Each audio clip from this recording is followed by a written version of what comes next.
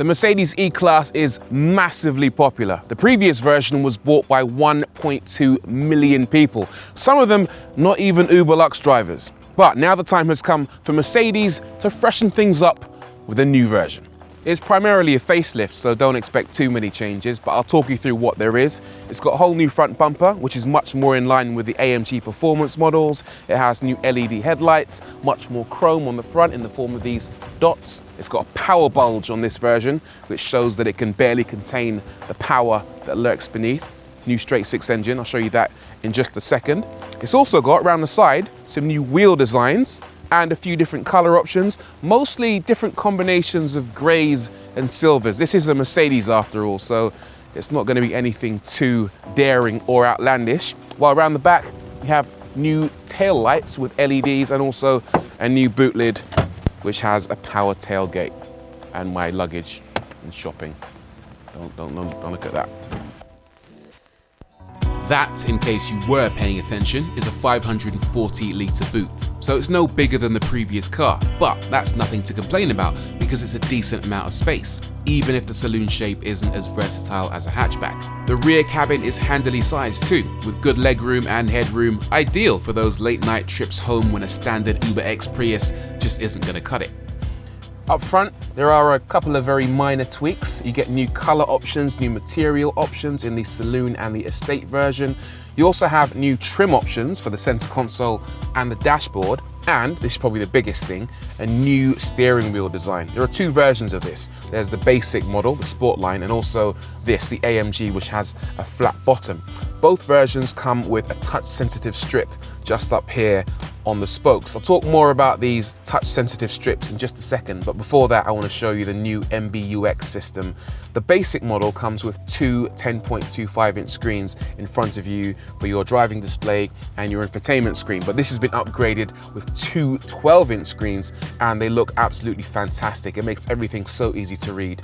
Mercedes have also gotten rid of the old school rotary style controller on the center console and replaced it with a mouse trackpad style controller, which you can swipe through with your finger. And it also has haptic feedback to let you know exactly when you've selected a new option. You can also control it with your finger, nature's stylus, or going back to the new steering wheel, you can control it with this swipey action up here on the spokes. Very cool, very modern, very stylish. So those are the ins and outs. What's it like out on the road? Well, this car uses exactly the same suspension and exactly the same chassis as the previous generation E-Class. So if you've ever experienced an Uber Lux from the driver's seat or the passenger seat, then you're gonna have a pretty good idea what this car is like. Very simply, it's good, really good. My first impression, sat behind this steering wheel, is that it's very refined. The steering's nice and light, it's super quiet, a little bit of road noise from those tires, but generally speaking, it feels like a luxury car. These seats are brilliant as well. These are the kind of things that you'll be happy to sit in for hundreds of miles on end with no complaints whatsoever. The seats are heated and cooled, and they also have a very cool seat kinetics feature, which basically uses electric motors to move your back and your buttocks ever so slightly during the course of a journey to help reduce the possibility of backache. As for engines, there are quite a few on offer, starting with the entry-level E220D for around £38,000, all the way up to the £96,000 flagship E63S. Depending on which engine you choose, the E-Class is available in 9 different trim levels, including SE, AMG Line Premium, AMG Line Edition, AMG Line Edition Premium, AMG Line Premium Plus, AMG Line Night Edition Premium Plus, Mercedes AMG Premium, and Mercedes AMG Premium Plus. Nice and straightforward. Not. This happens to be the E450, which uses a 3-litre straight six engine, which makes 367 horsepower. It also has the addition of a small electric motor, or rather a 48-volt inline starter generator, but we'll call it an electric motor, which makes an extra 22 horsepower.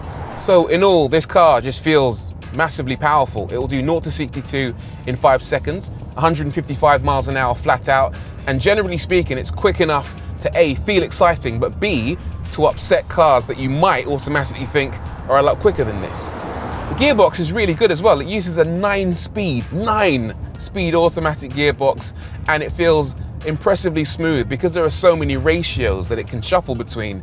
It almost feels seamless as you go up and down the gearbox. You can take matters into your own hands by using the paddle shifters behind the steering wheel, but generally speaking, this is a car that you'll be completely happy to just get on with things by itself. The handling is definitely nice too. It's not a driver's car per se, but there's plenty of grip and composure. Watch this, I'll go through a bend.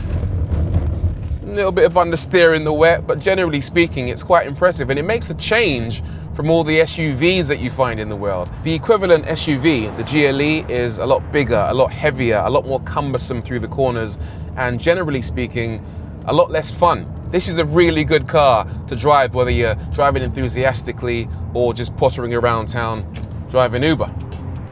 And if you're carrying passengers, then you'll be pleased to know that the suspension is very smooth. It does a great job of riding bumps of all sizes, whether they be larger speed bumps or smaller imperfections in the road. It certainly does a better job than the larger, more expensive equivalent GLE. It's also superior when it comes to fuel economy, with the E450 delivering up to 30 miles per gallon. Impressive given the amount of performance on offer.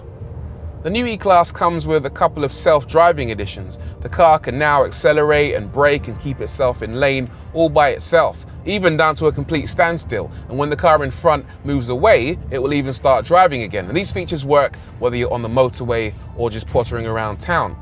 It even uses something called swarm intelligence to detect where it should position itself within each lane. So for example, if an emergency vehicle happens to be passing by and other people pull over ever so slightly to make way for it, then the new E-Class will follow suit. It will pull over ever so slightly to make room for the police, ambulance, or the fire brigade.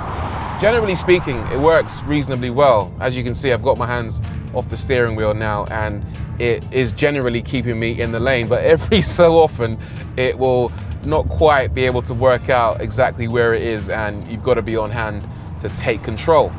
The new steering wheel is worth talking about too, because it works in conjunction with the self-driving system.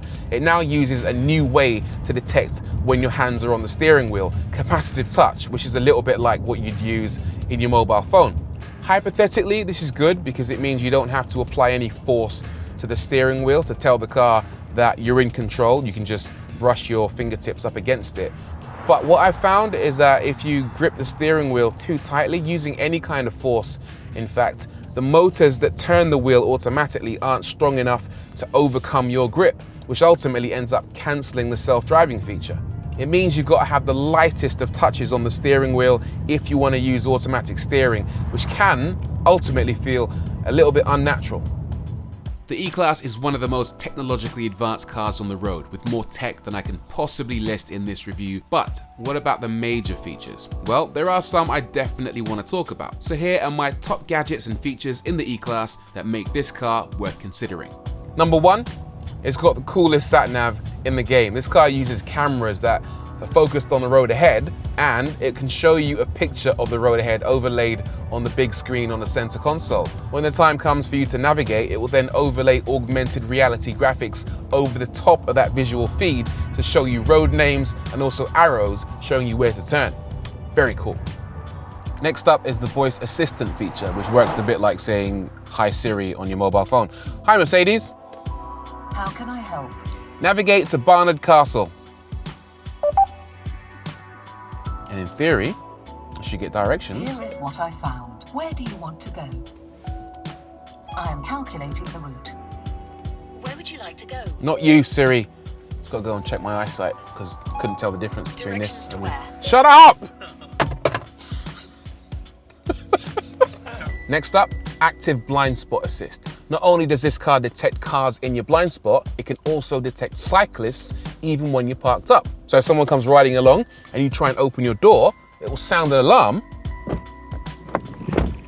to stop you damaging your door or a cyclist.